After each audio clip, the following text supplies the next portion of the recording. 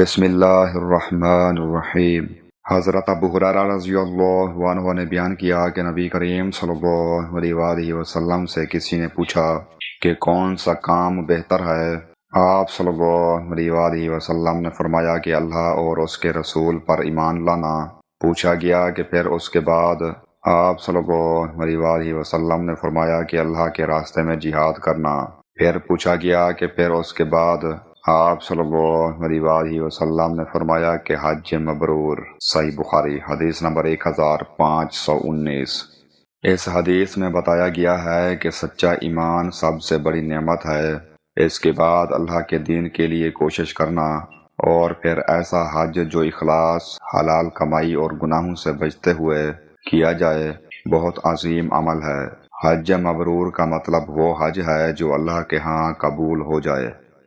ابن عباس رضی اللہ عنہما نے بیان کیا کہ قبیلہ جہینہ کی ایک عورت نبی کریم صلی اللہ علیہ وآلہ وسلم کی خدمت میں حاضر ہوئی اور کہا، میری والدہ نے حج کی منت مانی تھی لیکن وہ حج نہ کر سکیں اور ان کا انتقال ہو گیا، تو کیا میں ان کی طرف سے حج کر سکتی ہوں؟ حضرت صلی اللہ علیہ وآلہ وسلم نے فرمایا کہ ہاں، ان کی طرف سے تو حج کر۔ کیا تمہاری ماں پر قرض ہوتا تو تم اسے ادا نہ کرتیں؟ اللہ تعالیٰ کا قرضہ تو اس کا سب سے زیادہ مستحق ہے کہ اسے پورا کیا جائے، پس اللہ تعالیٰ کا قرض ادا کرنا بہت ضروری ہے۔ صحیح بخاری حدیث نمبر 1852۔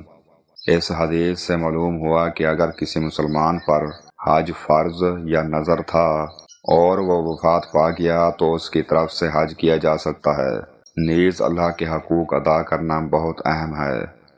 حضرت ابو ہریرہ رضی اللہ عنہ نے بیان کیا کہ رسول اللہ صلی اللہ علیہ وآلہ وسلم نے فرمایا، ایک عمرے کے بعد دوسرا عمرہ دونوں کے درمیان کے گناہوں کا کفارہ ہے، اور حج مبرور کی جزا جنت کے سوا اور کچھ نہیں ہے۔ صحیح بخاری حدیث نمبر 1773۔ اس حدیث سے معلوم ہوتا ہے کہ عمرہ اور حج انسان کی روحانی پاکیزگی کا ذریعہ ہیں۔ بار بار عمرہ کرنا انسان کے چھوٹے گناہوں کی معافی کا سبب بنتا ہے، جبکہ قبول شدہ حج کا عظیم انعام جنت ہے۔ حضرت ابو ہریرہ رضی اللہ عنہ نے نبی کریم صلی اللہ علیہ وآلہ وسلم سے سنا کہ آپ نے فرمایا، جس شخص نے اللہ کے لیے اس شان کے ساتھ حج کیا کہ نہ کوئی فحش بات ہوئی اور نہ کوئی گناہ، تو وہ اس دن کی طرح واپس ہوگا جیسے اس کی ماں نے اسے جنا تھا۔